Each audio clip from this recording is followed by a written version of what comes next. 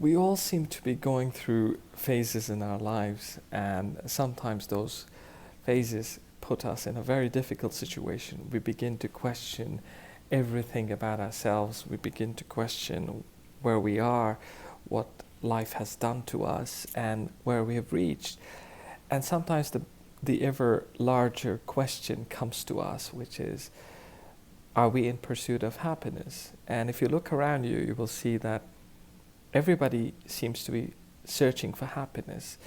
In these difficult times of COVID-19, happiness is something that is a luxury. And the concept of the pursuit of happiness has been around for a very long time. But the question I want to ask you today is, should happiness be a pursuit?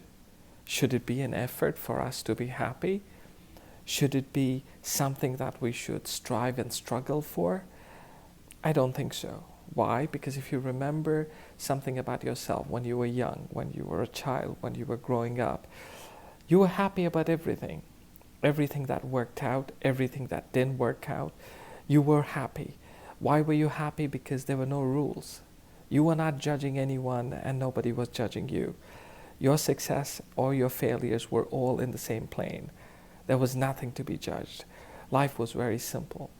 But as you grew older and you decided to give yourself ambitions and desires, that's the time when you started to struggle with the concept of happiness.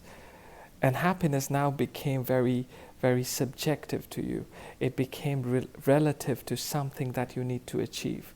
And until and unless you achieved that, you were not happy, or you thought you could not achieve happiness.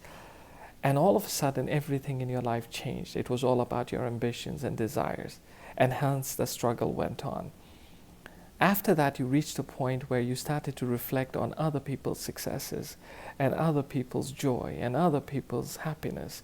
And because of which, you ended up being sad. And you thought, it's not fair that, I struggled, I tried, I'm qualified, I'm experienced, and I don't have what that person has. And I'm not able to achieve that level of success that this person has achieved. And all of a sudden you went from someone who was struggling to someone who was sad and disappointed. Now you moved yourself into those levels of emotion. Life didn't do that to you. So I think it's about time that all of us get back to the basics of happiness. And the basics of happiness is a state of mind. It is not relative to something or someone. It's a state of mind. And it's very important for you to find that state of mind in these very difficult times, because that is the one thing that will save you. If you're happy with yourself, if you're happy with everything that's happening around you, if you're happy with where you are, if you're happy with what's happening to you, if you're happy with the people around you, everything will change for you.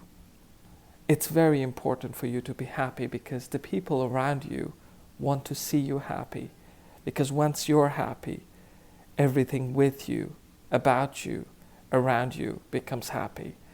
So go on today and try to change yourself with whatever struggles or sadness or disappointment that you have. Put that on the back seat and start to drive happiness in your life, because you were always a happy person.